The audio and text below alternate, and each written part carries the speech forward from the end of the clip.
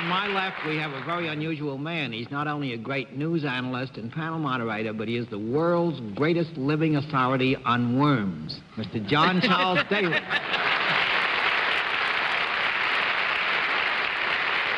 Thank you, Bennett. Good evening, ladies and gentlemen, and welcome to What's My Line. You could, if the circumstances were such that you felt the need of these services, you could make use of them. I wouldn't think it was necessary, no. I mean, I will admit, Desi, that it's possible, as is true in all these cases, there might be some physical contact. But we want to be helpful. Do you mean is the thing basically made of metal rather than is... Oh, no. Basically. Thanks very much. Francis holds, and I think properly on reconsideration, that this animal is an animal which, if you so chose, could be a pet, yes. I wouldn't think so, no. Here again, there's always some area of exchange as between people, but nothing fundamentally instructive. I will have to ask your indulgence. The specific product which we are discussing in terms of Mr. Leo might not be, but I'm just... 3 down and 7 to go. Well, to the degree that we all move about and may come into close proximity with almost anything, we could give a qualified yes to that, couldn't we?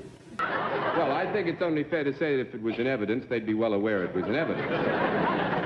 I think, Dorothy, that Mrs. Gautier is well within her rights to consider there that when you said, do you work for the government of Puerto Rico, you were speaking of the government of the entire island, which is why you got your no. Well, now, I would say, again, I will have to ask Mr. Nadler's indulgence on this, Mr. Nadler, rather. I would think that in a very general way, we could say that the end result of his efforts is that chickens might be described as being helped, wouldn't you say?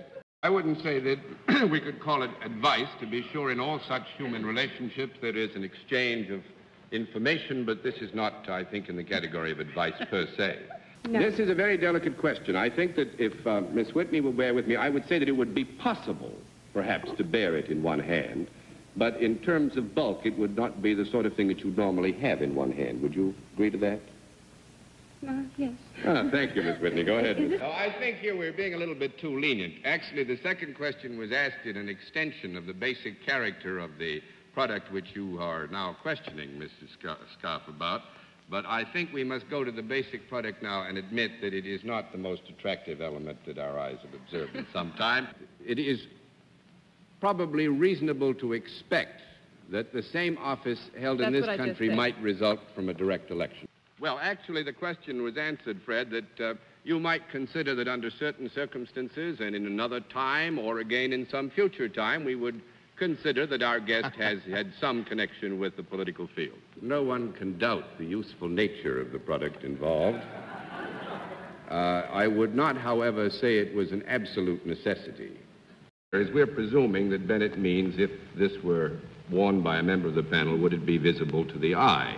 Mm-hmm. Now, it would not in itself be visible. This is not to gainsay that there might be some manifestations of its presence, but not necessarily the naked eye. We would not like to mislead you.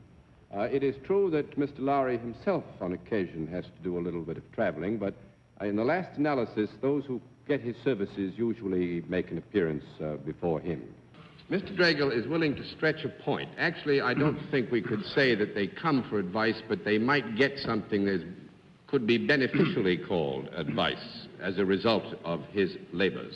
Now, I think there, on the basis of the product with which Mrs. Lawrence specifically deals and the use of the term average, we have to give you a no. I would say that there is, in a sense, a disciplinary function, although he may not have to exercise it directly himself. It could be misled in some measure. It's creative work in that it certainly requires the adaptation of certain skills and a daring and a willingness to take initiative, et cetera, et cetera, et cetera. What do you mean? Everything can leave the ground if it's so willed that it's got something to move up into space. I think if you're going to pursue this line of questioning, we must first elicit, or at least find the term of reference in which the question is asking. If you are speaking of physical contact or the normal social contact of the conduct of business, we will be able to help you.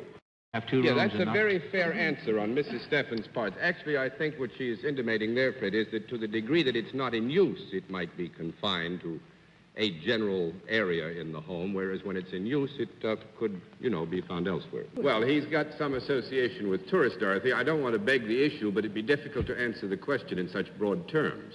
Because since he has something to do with tourists, there is an application immediately that would apply to the scenery, because that's why the tourists are there. I would say this, Dorothy. Mr. Klein's inclined to agree with me that it is not entirely untoward that some people might stand by and they would be considered an audience in a way, you know. It would again depend on the relationship of the individuals who are utilizing in one way or another the services which Miss Cable is performing. That's getting out of it good, Joe Daly.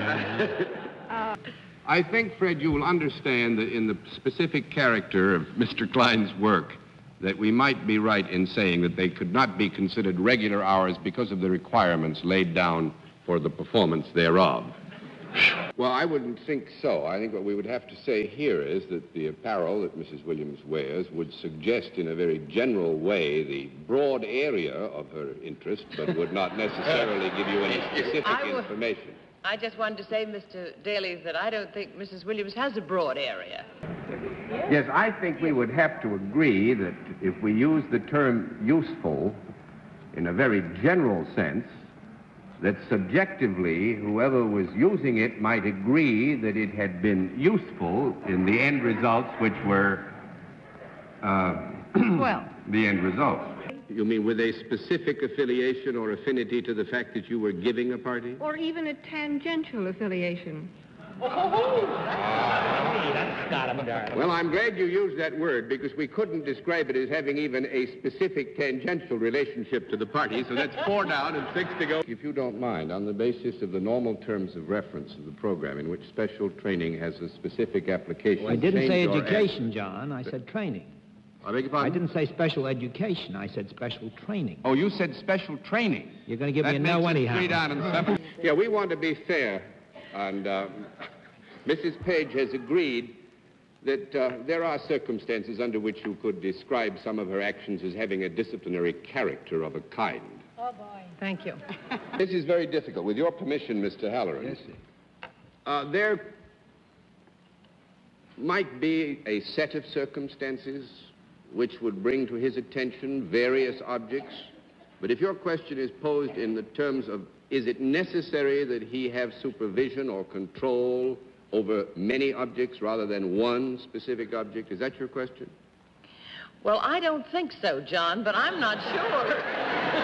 Well, actually, to the degree that you can do anything if you wish to violate the rules or break precedent or establish new traditions, yes, but it would be unlikely. Yes, so yes. We'll give you a no answer on it. Yes. I would say this, that there is an element of application here in the performance of the service insofar as it's necessary for Peter to have contact with the inanimate something which moves that he touches.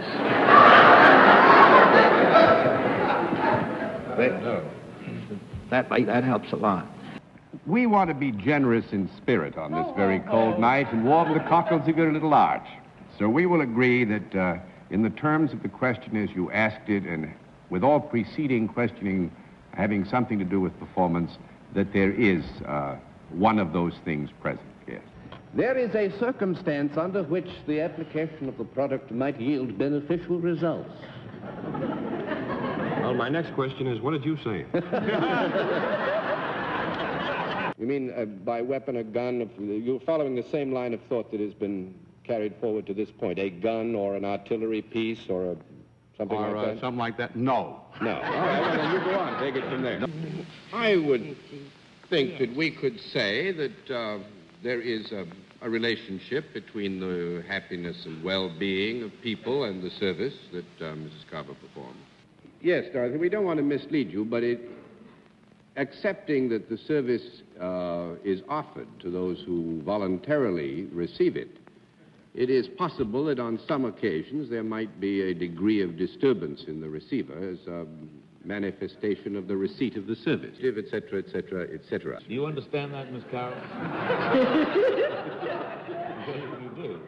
We have to presume as a starting point that all of us who are by reason of our occupations necessarily brought in contact with the public will come in contact in the normal pursuit of our business with both men and women. Some of us may, to a greater degree or another, be forced to come into more contact with one sex than the other And You realize that therefore no one's listening to you. Yeah, I know.